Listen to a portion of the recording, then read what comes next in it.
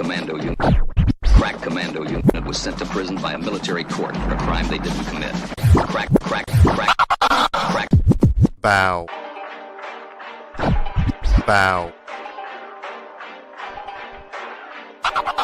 Bow. Bow. Bow. Bow.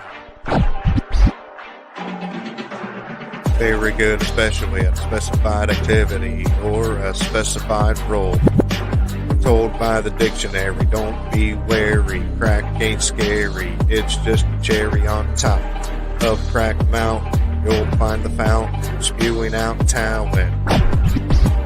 Very good, especially at a specified activity or a specified role.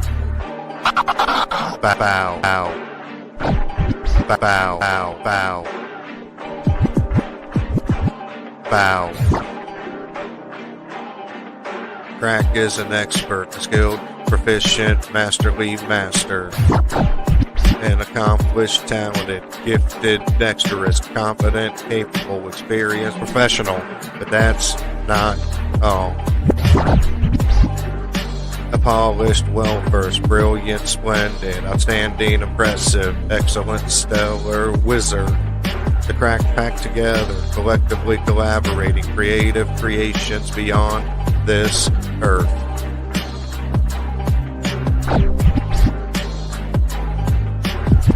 Bow, bow. Crack only means crack, and crack is your crack. Crack is always great because it's the standard of greatness. Bow. Hurry day, y'all. 2021. Crack Pack kicking it live.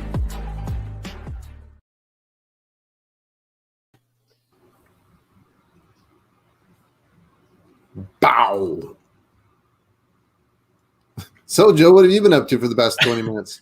Oh, I've been hosting a show without realizing we never went live. What have you been up to? Co-hosting a show, not realizing that we never went live.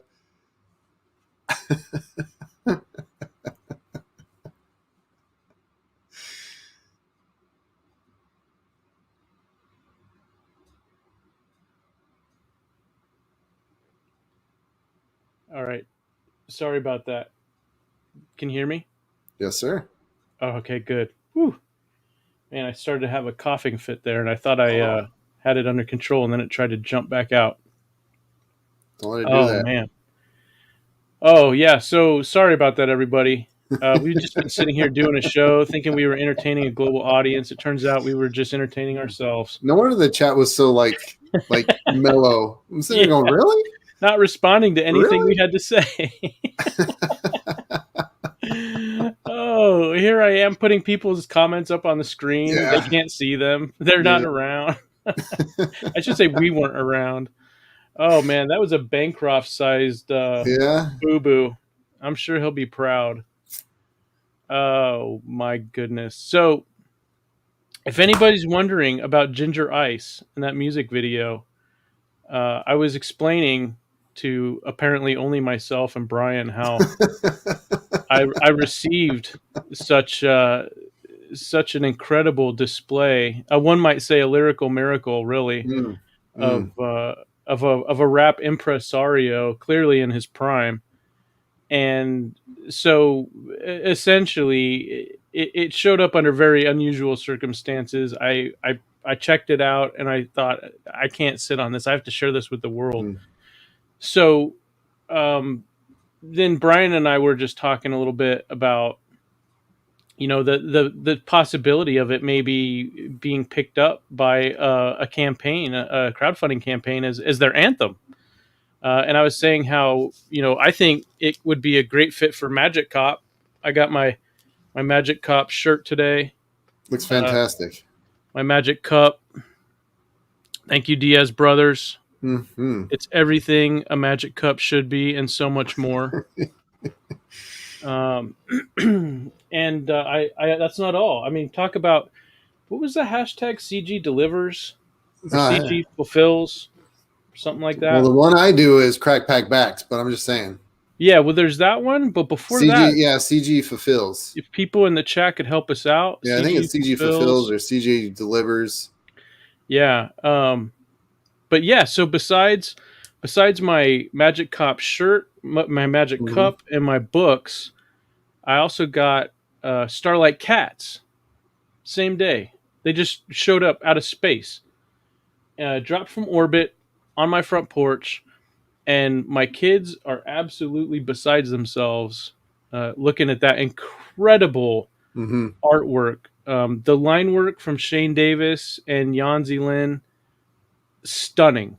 I knew it was because I know Shane's work. I knew what to expect, but even the promo images don't do it justice, and they look great.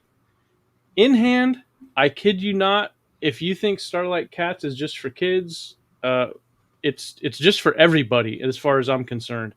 My kids are loving it. They've only got a few pages in, and they just were beside themselves. The fact that they each got a book with a different cover, so they don't fight over who's who, right? I know that is. Yep. The color work in this book is stunning. The lettering is just spot on. Both the word balloons and the effects. I was going through it, checking that out. Really, just a phenomenal book. If you just like great comic book art, seriously, don't sleep on this book. I haven't even gotten a chance to read more than about 10 pages of it. It's been that kind of a day, but just phenomenal work. So to the Davis family, Shane, Yanzi, Lil Tater, and of course Barnaby, you guys hit a home run. It was a grand slam. So well done, and looking forward to Inglorious Rex. Yeah, that looks really damn good. Really good. Yeah, just phenomenal work from the Davis family. So yeah. Anyway, Brian, I was thinking how for a campaign that's already out there, Ginger Ice's Crack Pack Rap, that just might be, like the anthem for the next Magic Cop. But then I was thinking how, there might be a project owner out there who has an upcoming project, and they discover, Crack Pack Rap, and then they think, wow, that could be the anthem for an upcoming campaign, brand new property. And so I wanted to have you on the show tonight for several reasons. One of them is you've got a campaign that you've just been promoting in the last week or two, but from what I've seen, it just looks phenomenal. Personally, it's right up my alley.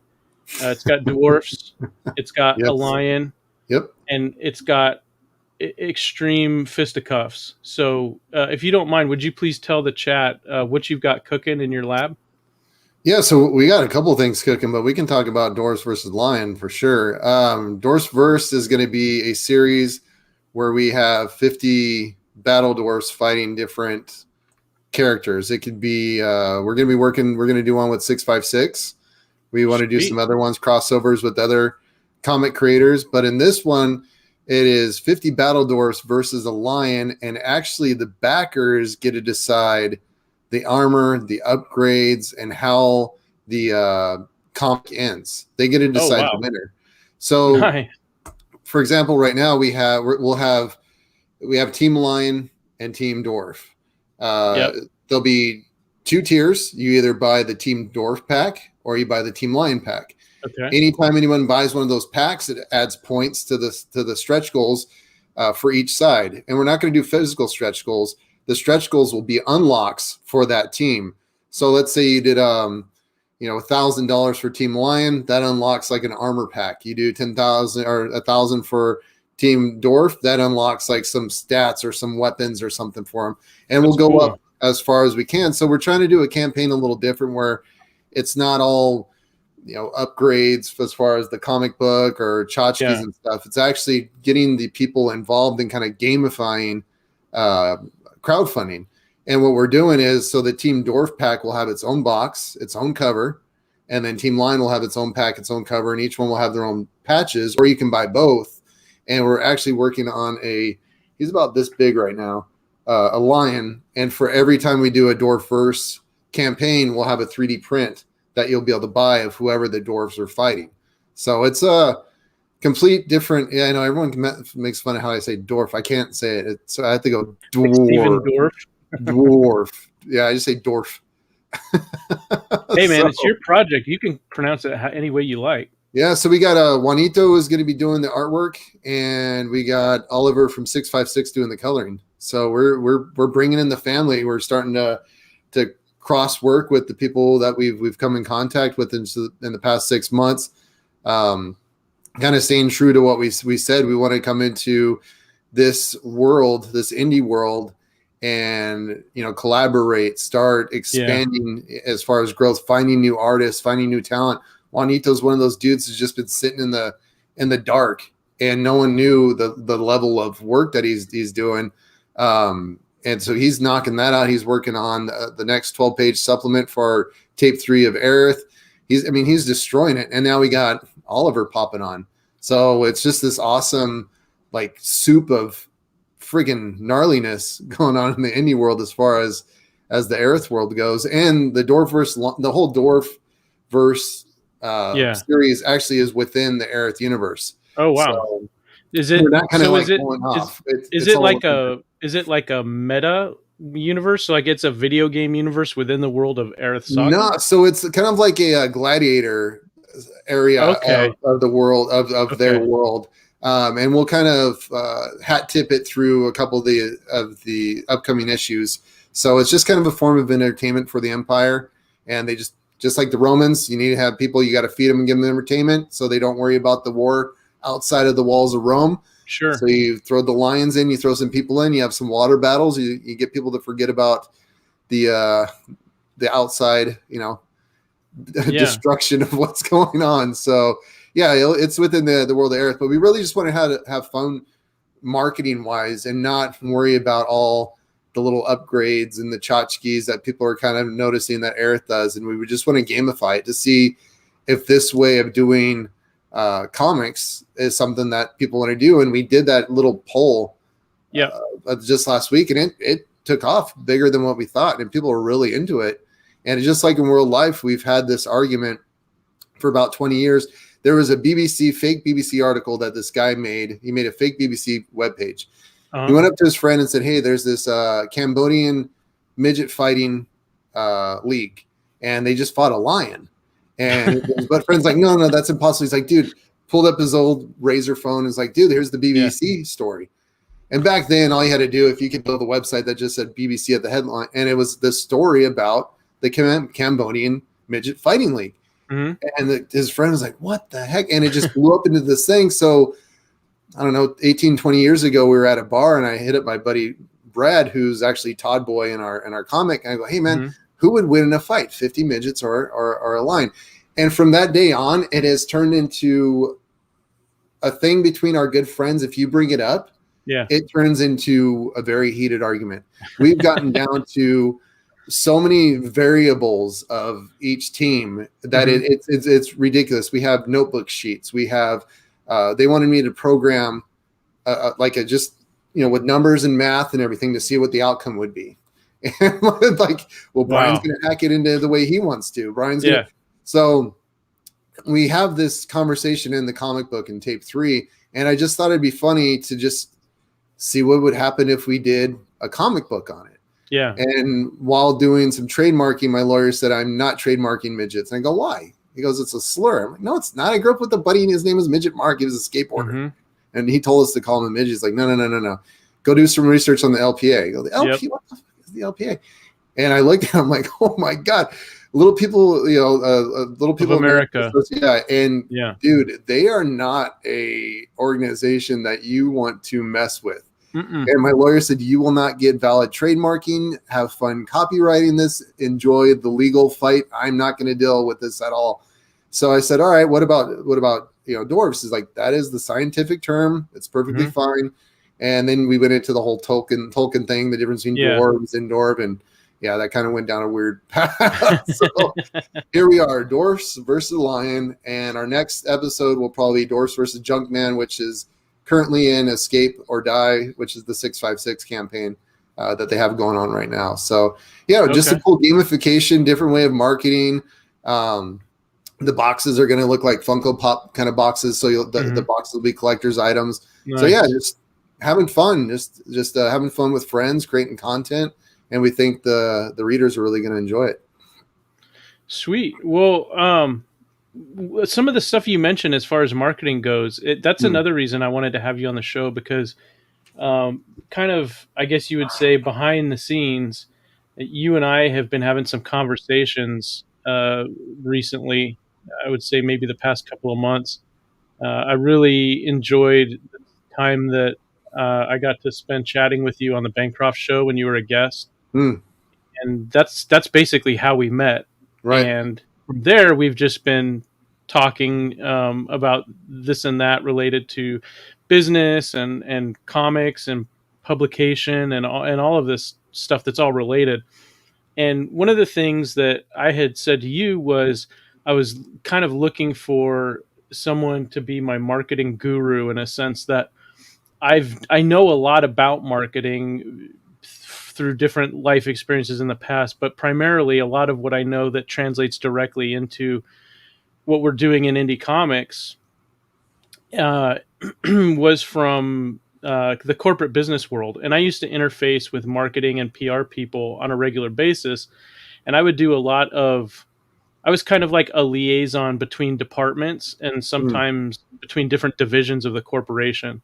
And so what I would often do is I would be in a meeting with some marketing and PR people, and then some engineers, and then maybe someone to represent one of the executive level of the two different departments or the two different divisions. And essentially what they would say is, we want to produce this marketing literature, and we need it to communicate all of this technical information from these products that we have designed or are manufacturing or whatever. And we need it translated into marketing speak. So basically, I would sit with the different people and I would say from the engineer, okay, what is the most important stuff that has to be told to the customer about what this thing can do? And they would give it to me in engineering jargon. And then I would talk to the marketing people and say, okay, what is it that you need from us so that you can present to the customer so that you can sell this thing? And they would tell me the format. Right. And I would say, okay, here's what we do. And then I would just sit there and on the fly translate between the two, and we would come up with a draft of some marketing something or other.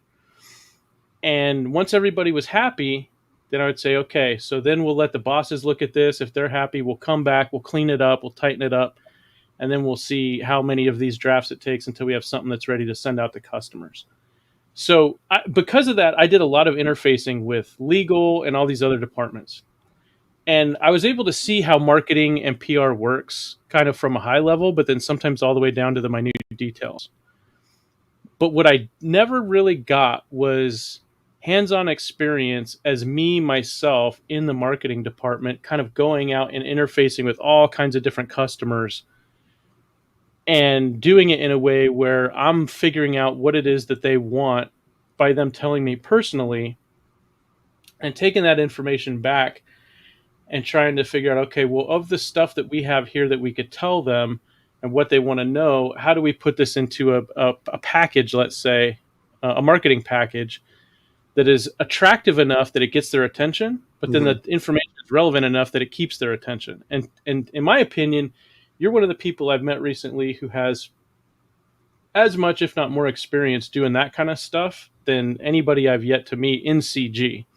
So I wanted to have you on the show so we could talk a little bit about marketing, just in terms of how important it is for creators to be with readers and potential readers, and how they can learn what it is that people want exactly, and then how they can apply some simple marketing principles so that they can take the stuff that the creators want to tell people, but mix it with what the readers want to know, and then present it in a way that will kind of get a person's attention. And if they're just walking down the street, they'll kind of do one of these and go, "Hey, baby," and then want to walk over and, get you the creator's number, so to speak. Right.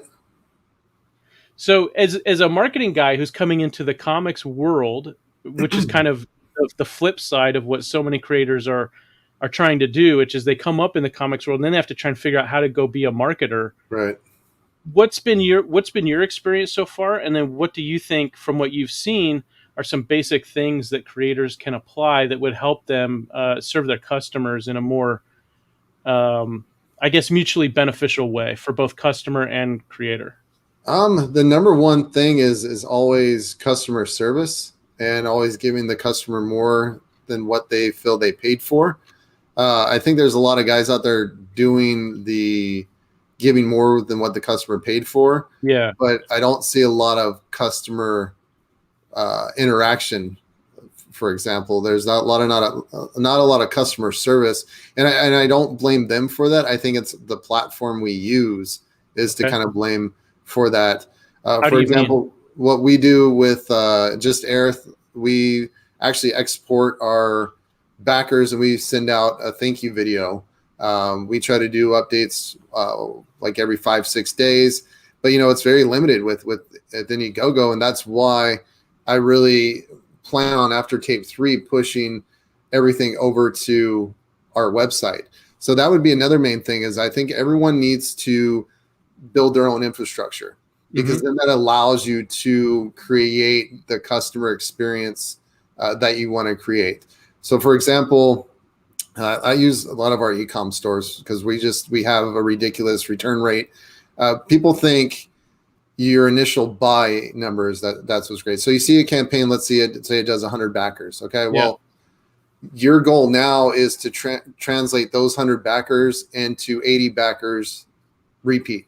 And then those 80 backers repeat 60, 80. So it's called lifetime value of a customer. And you're able to do that with the website better than you are with Indiegogo. One, because you can send out better marketing pieces. You can create coupon codes, discount codes, custom journeys through email campaigns, Facebook marketing, messaging, SMS messaging. I mean, just all and automation too.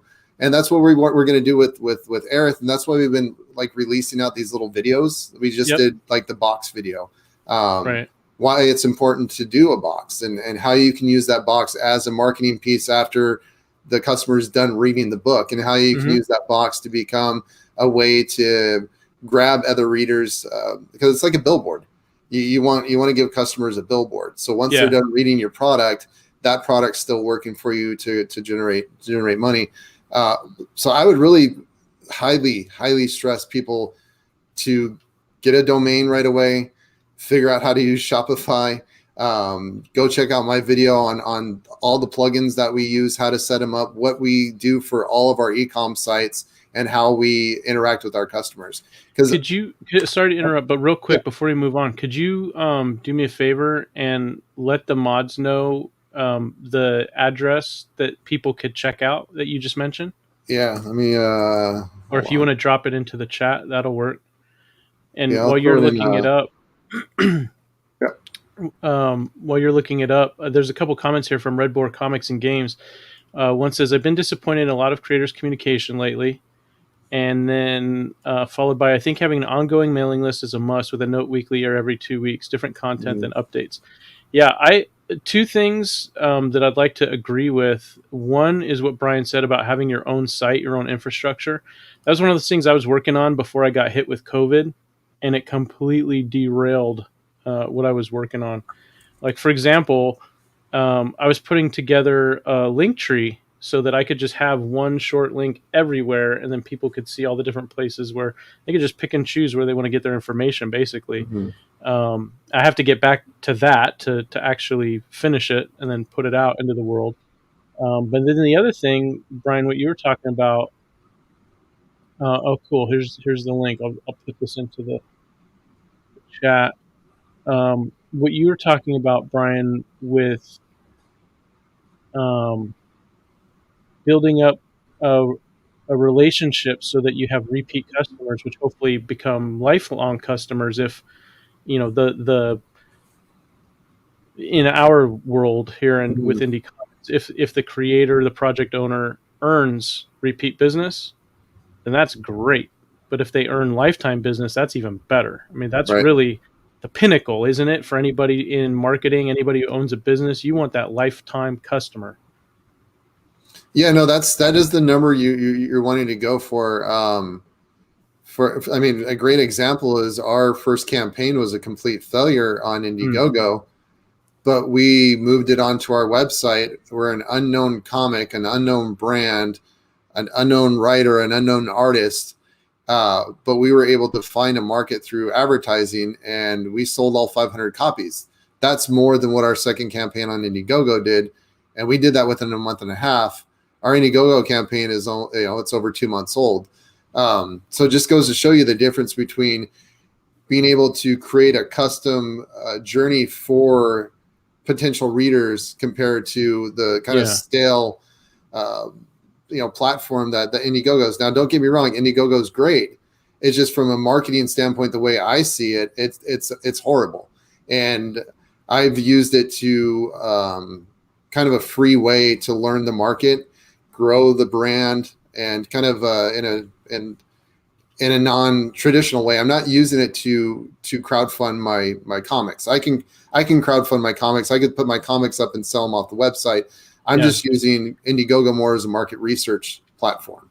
And I've gotten a lot of market research through there. And then through that, I've been able to meet guys like you, guys like Bancroft, everyone in the chat. That's where I see the value of Indiegogo. It's the community, not the platform itself, the money driver itself. And I think a lot of creators kind of get stuck into that, where they're looking at the numbers on Indiegogo, not realizing they could triple their numbers if they had their own infrastructure. Because once you have a fan base, your campaign shouldn't end there. You can upsell through your website. I know for a fact, once we get tape 1 and tape 2 up, people are going to be buying both tapes at the same time, even though it's going to be more expensive. It's just because we know how to market to the group of people that are going to be spending that extra cash. And once they buy, I can follow them from the end of time until they literally tell me they don't want to hear about Aerith anymore. So, but just grabbing those customers, people, and I've gotten yelled at, oh, you update too much, not from backers, but from other creators.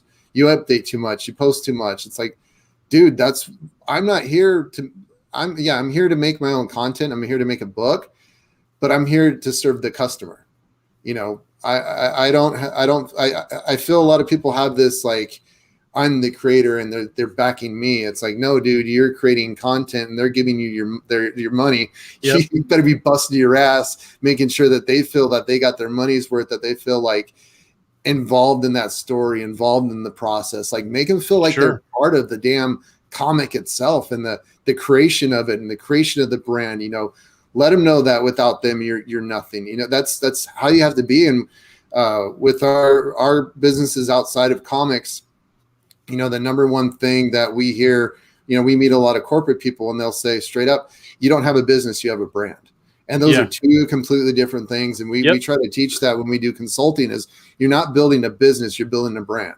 Mm-hmm. A brand people will support. A business people will just buy from every once in a while. Right. So, well, and I think like Nike could put that logo on anything. And it's going to sell out. And it could be the crappiest shoe. It could be the lowest quality, but because it has that damn logo on it, it'll sell out. And that's how we need to start thinking, is building brands. I know someone who paid good money for a pair of eyeglasses with a Nike logo on it, and they didn't care less. They couldn't care less about the logo. It was just the glasses that they liked, and they happened to fit and look, decent, I guess. But yeah, I mean, Nike's got their logo on everything, but the kitchen sink, and it's only a matter of time before they get little Asian kids making those sinks and slapping their logo on it, right? So I totally agree that there's a difference between building a business and building a brand, even though successful businesses and recognizable brands tend to go hand in hand. Right. But it's never too late to snatch defeat from the jaws of victory and mess things up. Well, it's like Tesla. They spend $0 on marketing because they built a brand. Yeah. Oh, I didn't know that. Elon is their brand. People buy because of Elon. People buy because Tesla is cool. That's what they hit. And they built and created a market around their brand. Yeah. If you look up Tesla's marketing budget, it's like almost zero. Wow. Yeah, it's all driven through Elon. It's proof that and it's the number one selling car in the United States. That's even crazier. You have companies spending, hundreds of millions of dollars in advertising. Here you go, got this electric car that was nothing 5 years ago, and because the owner is this eccentric friggin' Martian, it's it's the number one car company in the United States. And now what's everyone doing now? Creating electric cars. Yeah, you're not kidding. I didn't know that about Tesla than their marketing budget, but When did you see a Tesla commercial? Yeah, well, I was just trying to think of one. Yeah. I thought I must have seen one, and I was trying to rack my brain. I was like, no, I don't think I ever have. And I know people go, oh, well, they have Tesla stores in malls. It's like, well, that's not really marketing. That's sales. That's a sales department. Yeah, it just happens to have a marketing, branch to it that works. That's essentially a store. It's a storefront, right? Yeah. We have one of the malls here, and the first time I saw that, I was like, that's brilliant. People are walking around and they can buy a car at the mall. Like, it's awesome. Yeah. And for the sake of, kind of tying that back into crowdfunded comics and in general and CG specifically, it seems to me like there's a few of us kind of wacky eccentrics who have kind of, I don't know, like, the individual component parts of Jello have formed up to form Jello Voltron in a sense, and we've been talking about different ways to innovate in different phases of crowdfunded comics. How do we provide better customer service? How do we provide lower shipping costs? How do we basically just trying to break every conception or preconceived notion about it and just try to break it and say, how do we do better? And so there's a few of us who just kind of kick ideas around and brainstorm things just to see what comes out of it. And occasionally we find out that someone's got a really killer idea that looks like it could be implemented. And it's like, okay, great. We're all going to be watching. And if you need any help, let us know. And if this thing works, then we're all going to be doing it. And you, in various ways, I've seen have kind of wowed CG with things like the tape, the cassette tape imaging on your really your packaging, right? Your delivery container for the real product, right? That cassette tape box got more buzz than anything since I think when EVS did his first kind of themed Cyberfrog Blood Honey or maybe it was the Warts and All. Chat, check me on this. Did Ethan come out with the Warts and All box idea first, or was it Blood Honey or Wreck Planet? I want to say it was either Wreck Planet or Warts and All, but my COVID ravaged memory still has some holes in it, and that's one of them. That's all coming back. Memories are coming back every single day, but every once in a while I try to grab onto something and find that there's a hole there. Okay, Crackhead 33 says Wreck Planet. Okay. Great. So Wreck Planet and then Warts and All. But most confirming, yeah. Yeah, so that was a huge splash in terms of marketing hype.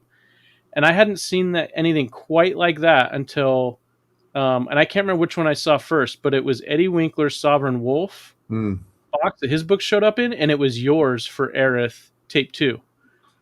And it just goes to show that if creative people kick around ideas long enough about how to appeal to customers in ways that may not necessarily be strictly related to the product itself, but you can tie in something as mundane as a shipping container or a cardboard box, and you can do something innovative with it, then all of a sudden that thing that you just innovated that's not directly, maybe the quote unquote conventional wisdom says, well, that's not directly tied into what makes the sale. Well, guess what? Someone innovates it, and now all of a sudden it is. Now all of a sudden somebody's looking at that cassette tape box and they're hearing all this hype around it, and they check out the campaign. Right. And then they're like, oh, this looks cool. I wasn't sure about a pink cassette tape box that my stuff would arrive in on my front door, with my 3 college roommates. But this is awesome. I'm going to back this. Right. So as far as going into the future, it seems like with the Dwarfs versus Lion book, I don't know if this is how you intended it, but I'll tell you how it struck me. It seemed like you somehow took the vibe of an old 2D fighting video game and somehow like just planted that onto the idea of a crowdfunded indie comic. And now what I've been seeing the last couple of weeks is this weird hybrid impression that I'm getting that I'm looking forward to the creation of this book, but also the creation of this weird, we're all in a video game together type of situation. So I'm just curious what you were hoping to get and what you've seen develop. So in all honesty, it was kind of a way to, because I see this community as, and coming from the tech background, and you'll get this too, is co-oping. Okay. It's one big building. And there's all these little buildings of the different, you got the guys doing the AI, you got the messaging dudes, and you got the back end dudes, and you got the marketing guys. I wanted to take this because it's such a simple IP to build. It's 50 dwarfs fighting a lion. It's fun. Mm-hmm. How can I involve the community? So that was number one. How can I make something that involves the community? Let's gamify. Mm-hmm. That was my job in a lot of the tech world is take a boring product, gamify it, because you can use gamification to do onboarding and stuff like that. So I wanted to gamify a comic book. How do we do that? Figured that out. Let the backers decide the outcome. Let the backers decide what actually goes on in the comic. Then do a co-op. How can I pull people from different IPs into this? Because that's how I think we should really start working here. Is Dean from the Embrace, I really like the way he's working. Hey, let's co-op something. Let's create something. Let's do 2 of our brands to build our brands even bigger. Let's merge our user base, because that's another thing I've been telling people. Like, you can't, let's use Bancroft for example. Bancroft cannot be your marketing plan. Yeah, correct. But what you can do is team up with maybe a smaller creator or a mid-sized creator and go, hey, let's make something really cool and simple that we know both of our audiences would like. And let's see how we can share our fans. But we're both benefiting. So it's not me taking something from you and you taking something from me. It's a creative collab and we're gaining together. So I wanted to prove that point that we could take 3 different brands, put them together and see how it works out. And if that works, then we bring in like Doors versus ARO. Doors versus that'd be so much Lucent. I don't know. That'd be so much fun if Doors Mo versus was in on Cyberfrog. That. If Mo was in on that, Doors versus ARO. Right. Oh my goodness. So it's just it was the gamification, how to make a campaign simple, but get the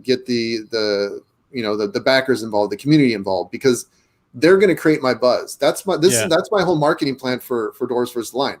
I have no other marketing plan. Mm-hmm. It's to create 2 groups of people, Team Dwarf and Team Lion, and do what we do at the bar, where we tell this story and literally have one side of the bar pissed off at the other side of the bar. And then they go home and tell their friends, these dudes think 50 dwarves could beat a lion. Well, I think that would work. What are you talking about, dude? There's no way. And so that's our whole marketing plan.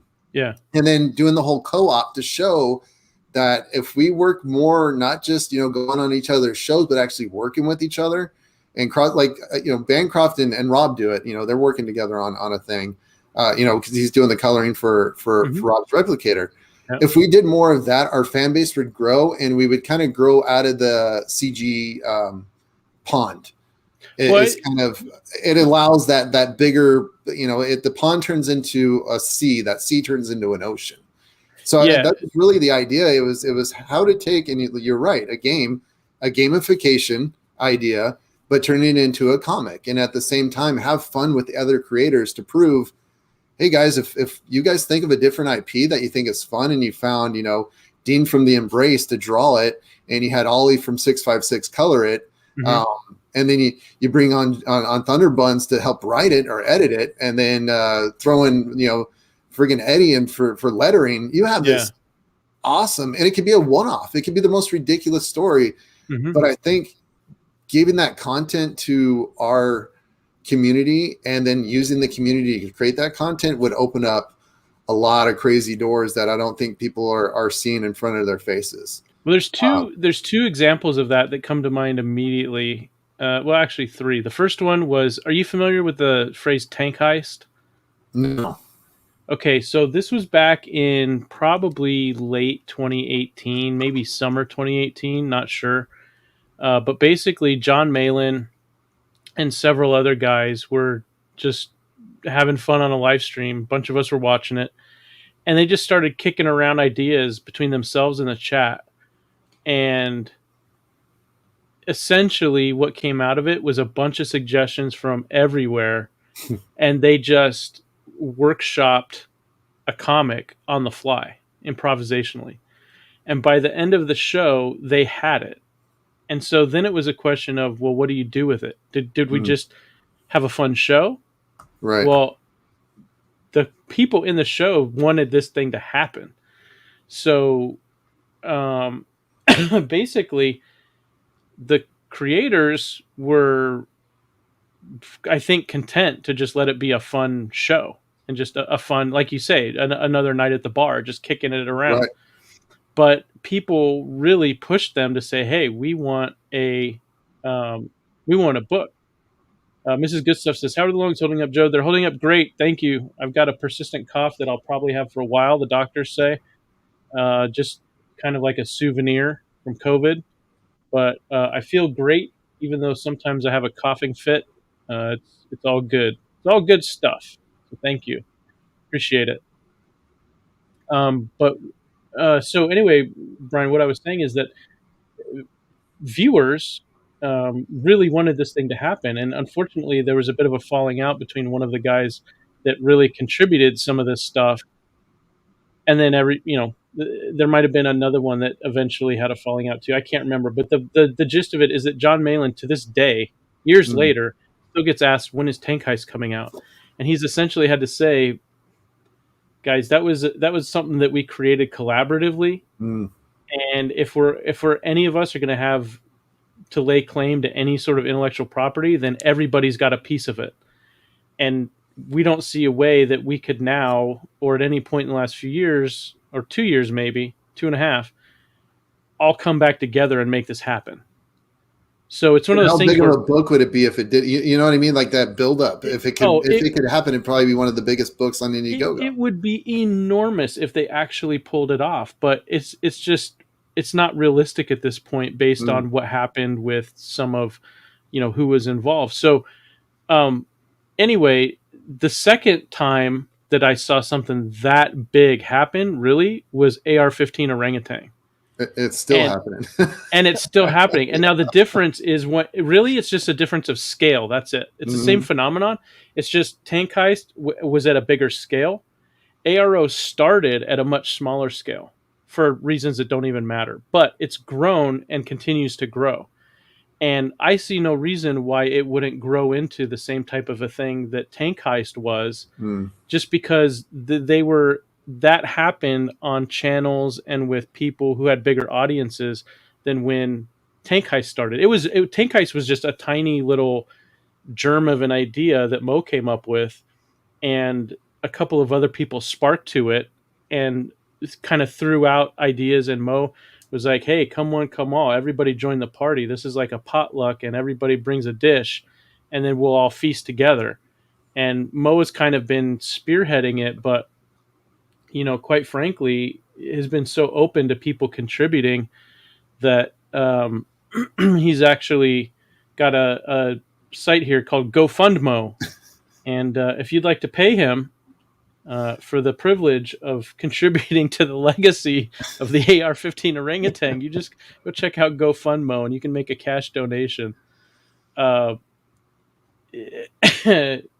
LCH33 says, Tank Heist was fun, but it was no ARO. ARO is greater than Tank Heist.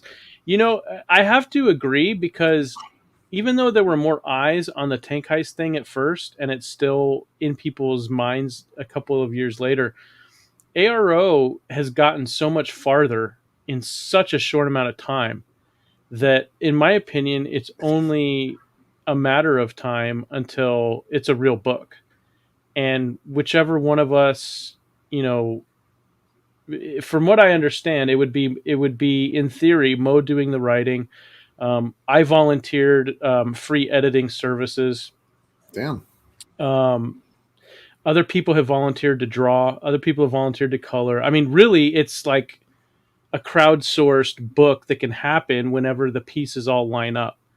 And so it's one of those things where it might take, 2, 3, even 5 years to get all the pieces done, because we all have to try and fit it into our schedules. But it's one of those things where I could see it happening, people having an ARO book in their hands, and they may not even have to pay for it. I mean, it's one of those things where community.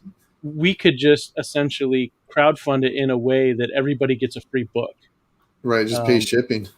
Yeah, I mean, it really is got that. Here it is. Good Stuff says it's the power of Mo. That's true. And then Mo comes back with the CCP holding back the release of Comic Blast is the real thing slowing it down. Yeah, Comic Blast, the one-stop shop for all your comic book creation needs, being kept down by the man. So anyway, Brian, the other thing that you mentioned that it made me think about, besides Tank Heist and ARO, was you were talking about with Bancroft and Rob working together and how there's synergy there. And if we could just kind of like keep building on it, there would be all kinds of great stuff coming out of it. And I was thinking, when you're saying that, it's true because I've lived it. I started out working with Eric Weathers. That was my break into making comics, was editing Flying Fortress Remastered in 2019. And then the books started shipping. I can't remember if they started shipping right before New Year's Eve 2019 or if they started right after New Year's Day 2020. But anyway, I had to deal with a family health crisis, so I stopped working in comics for a while to deal with that. And then once I was able to get back into it, I was just working on the Outliers. I was just working on my own stuff actively, while the whole time I was kind of adding little bits and pieces behind the scenes. But I wasn't looking for any freelance work. And then Mike Bancroft approached me and asked me to edit The Lucent. Long story short, I agreed. And it was through that I became friends with some other people, which led to some other people approaching me for work. And unfortunately, I had to turn down a lot of it because at that moment I was at my capacity. And I was still building up Outliers, the property, but then Outlier Comics, the business. So it's interesting. And then I ended up taking on one more freelance client at a time where I was able to, but I kept turning him down, and he just wouldn't. He just kept coming back saying, well, what would it cost me for you to say yes? Like, why are you coming to me? I'm not. But I just said, okay, here's a number. Oof. And I expected him to either be insulted or just laugh. Right. And he's like, done. When can we start? Oh, okay. Damn. Great. Oh. Now. But it's the type of thing where to kind of tie it all up and put a nice little bow on it, Brian, is that it was one freelance gig that eventually led to another that led to more. And then it got to the point where it was like, okay, I absolutely cannot take on any more work. And it's one of those things where I spent all of 2018 offering to work for free just to meet people. And now you got to turn down work. And now I'm turning down work left and right. Now, thankfully, I'm networked in with some other editors, so I can just send people over to them and say, hey, here's a list of people. You need copy editing done. Here's some names. You need story editing done. Here's some names. And then these are the names of editors who can do both for you. And then I say, if I were you, I would ask some of these questions to try and figure out who's the right type of editor for your project. And then, best of luck. If there's anything else I can do to help out, let me know. But, unfortunately, I've got to pass on this one. And thank you for the offer. I appreciate it. So it's just one of those things where in CG, you've got this human resource network, really, is how I think of it, where people are priceless, right? And our interactions with each other are what determine the size of our network that we have to work with, in addition to just having friends we can hang out with. And so for someone like you, I see as being a great resource for people to learn from in terms of marketing and strategizing how to take an idea and then present it to customers and potential customers in this way that they actually care about what you're talking to them about. And then if you can get that, then really it's just a question of finding out exactly what they want and fine tuning it and then delivering on what it is you say you can deliver. I mean, am I leaving anything out there? No, and that's why we do these. We're going to do the 12-page supplements with every tape, because it allows us to test the waters on a 12-page comic that, obviously we pay top quality for art and stuff, but it's such a small research and development cost. If one catches on, there's another avenue of revenue for us, and we figured that out through 12-page comics. So for example, tape 2 has the Adventure of Todd Boy and Mox, done by Esquivo, Tiago, and Steve Cannon. Tape 3, we're doing the Virginity, which is being done by Juanito and Oliver. People are already kind of taken back by that one already. And it allows us to, one, create content, give more content to the customer, give more value to the customer, but allows us to decide where should we go with our brand without really having to spend a lot of money and interact with the customers at the same time. We did just yesterday naming the 7 different clones for the Virginity. We did a live stream, and we had the community help us out, decided whose name is what. And I think we'll probably see a little bit more of that with the smaller supplement stories, to allow creators to kind of explore ideas without having to fully commit, but still giving some awesome content to readers as well. Yeah, no, that sounds great, man. So as we kind of, I guess, finish wrapping up our discussion about marketing and then move on to the next part of the show, if you had one piece of advice that you could offer to creators, no matter what sort of sales they've done or they hope to do, no matter if they've been at crowdfunding for years or if they're trying to, if they're an aspiring pro and they're hoping that this year, maybe not, maybe next year, they do their first campaign, what would be one bit of advice that you have learned yourself and you've applied yourself and you've seen it help you be successful that you could offer to them that, either they should be thinking about when it comes to marketing or some way to do customer outreach so that people who may not know them now, when they get introduced to them, they're like, okay, this is somebody I want to learn more about. Yeah. So the number one thing we tell clients when we consult for them is, you don't know your product, your customers know your product. So take your ego and your opinion about your product or IP and throw it out the window and listen to your customers. Was it Eddie who pulled? He did or was it Polton who did the kind of like after campaign poll and research with their customers? Like stuff like that is what people need to be doing. Once the campaign's fulfilled, hit up, send out your newsletter and say, hey, can I get 5 minutes of your time to fill this out so you can learn what people want. Don't never assume you know what your customers want. You're going to just dig a hole financially. You're going to get frustrated with yourself. You're going to create stuff that people don't want. Listen to your customers. You literally do not know your product. And it's a hard pill to swallow. But we've dealt with customers where they've gone from a successful business to their business going tanking. And all it was is they stopped listening to their customers. They listened to their marketing department or their sales department telling them what to do. And it was because it was their opinion about it instead of the person's going, dude, I want to give you money if you just did this. And then once they did that, money was flowing again. And we do the same thing with our businesses. It's always listen to the customer. They will tell you everything you need to know. You won't be sitting there going, what do I do next? Because you will have, right now, we already have a list of content. We already know what we want to build based off of the little bit amount of content we've already released. So listen to your customers, drop the ego. Customers are the number one thing for your brand. And I remember, I guarantee if you do that, you'll be successful. There's no way around it not being successful if you listen to customers. Yeah, I agree 100%. I think it's great advice. And Mo is 100% correct. Don't listen to people on Twitter. They don't know anything.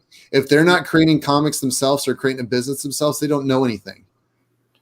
Yeah, and no, absolutely. Snuggy Jr. says, I really like when corporations go woke. Saves me money on their products. It sure does. I remember quite a while ago, I don't remember if it was beginning of 2021 or end of 2020, but I approached Leroy and asked if he thought his audience would be interested in having somebody who, I had been making comics, I'd been working in CG, but I had not launched a campaign as a project owner at that point, but I knew I was going to. And I said, do you think there'd be any interest on the part of your viewers for somebody who knows how to do this stuff, but hasn't proved it yet by actually launching and fulfilling a campaign? Do you think they would be interested in having someone like that come on and just ask them what they want, what they'd like to see, and then say, here's what I'm thinking you guys would like, but now that you've heard it, what do you think? Do you like it, or does it sound dumb? I mean, what's your take on it? And so we did the show, and I had an absolute blast doing it. I took a ton of notes, and I've implemented feedback from that show into what I do. Now, some of it I won't be able to implement until we get closer to launch, and then we're actually running the campaign. But it's all great feedback. I mean, it's priceless to me. And so I think that you're spot on with what you had to say, and I would highly recommend that any creator or aspiring creator just start by asking people what it is they want. I mean, literally just right here, all these people right here will tell you exactly, and they're not shy about it. I really listen to people like Amanda, Lord Crackhead, Mo. I mean, everyone in the chat, they will tell you, they'll check you real quick. It's because they want to buy. It's like I said, they literally want to buy something awesome, and they're not telling you their opinion because they think they know better than you. They're telling you what they want to spend their money on. So, and it's valuable.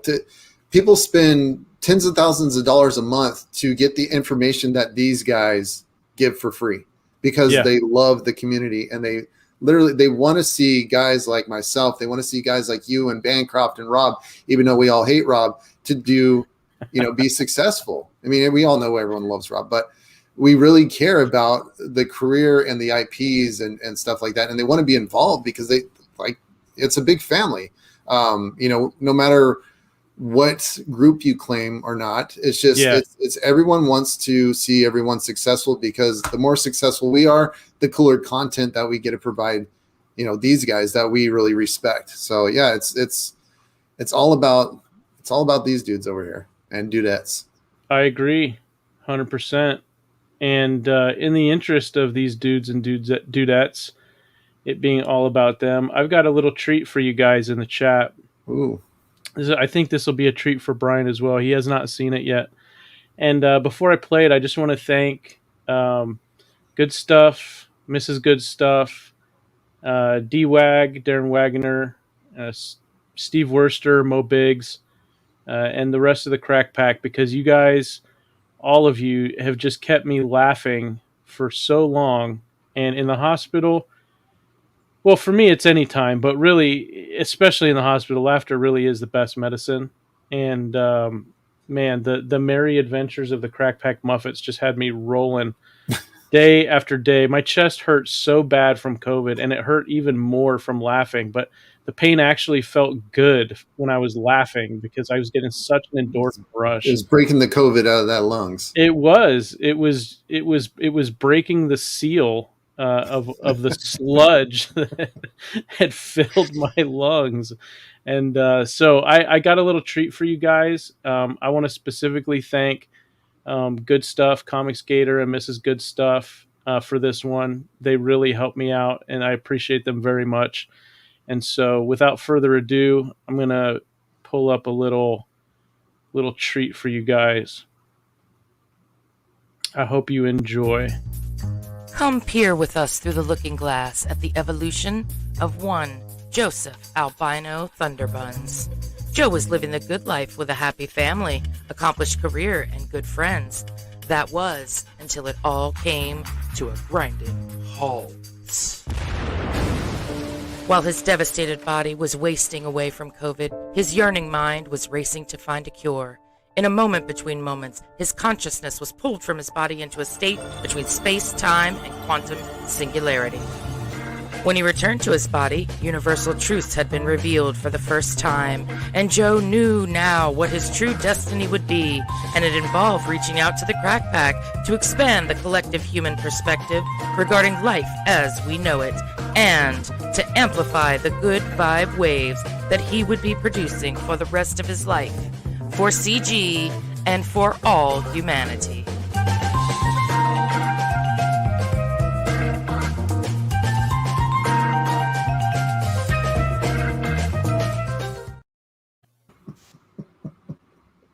All I can do is applaud. Good stuff is some good stuff. I absolutely love it. And for anybody who's listening to the show and didn't get to watch that at the end, it said that my work will be done when CG has renamed itself the 21st Century Golden Age of Comics. So until then, you got me all day, every day. Bow for all you crack packers. So we hit the 1 hour mark. We've got a little over. I want to thank Brian for being my guest this evening. Oh man, thanks for having me on. When he messaged me on Twitter, I was like, "Oh really? All right, let's do. Let's go, really? Man. Oh really? It's a real offer." Everybody in the chat, I appreciate you guys more than really I can say. I mean it when I said that you guys all helped me in my recovery from COVID. And the physical therapy, the respiratory therapy, it's a grind. I'll be upfront about it. It's a grind, but I happily do it.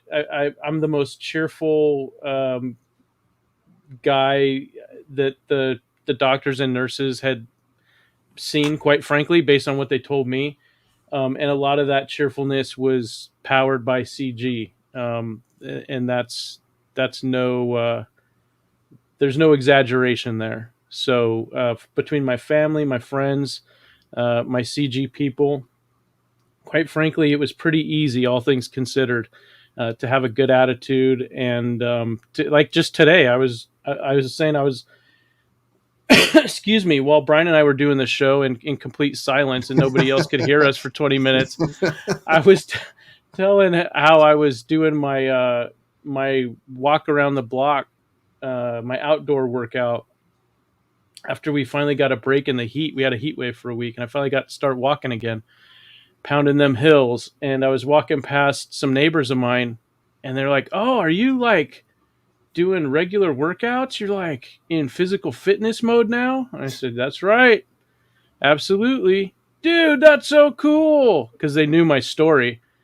And, to go from what the doctors tell me is 1% left of life, is judged by my physical capacity as they were able to determine, comparing that to what I was like before I was sick. And then now, still weeks later, I don't think I'm a full 2 months out yet from when I was admitted to the hospital. Now I'd say I'm about 25% back to normal, quote unquote. So thank you guys very much for all your support. It means a lot. We're going to keep doing the Monday Fun Day show.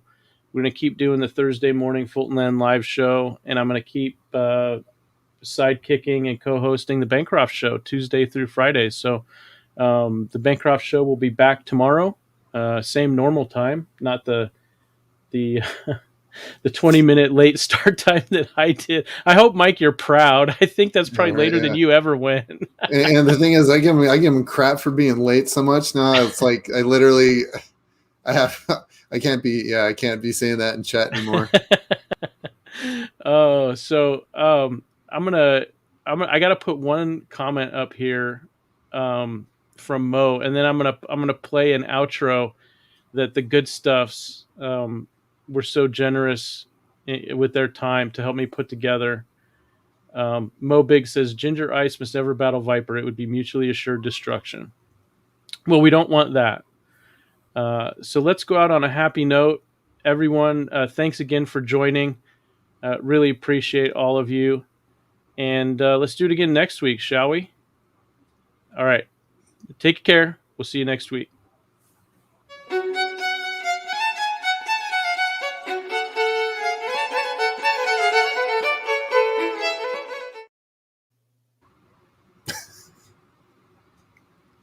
I'm not sure if it played exactly how it was supposed to play. Let me try that one more time. Here we go.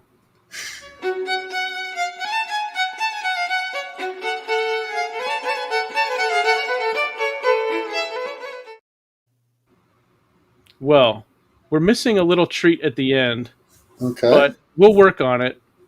We'll fine tune it. We'll bring it back next week, and we'll see if we can get it to work correctly.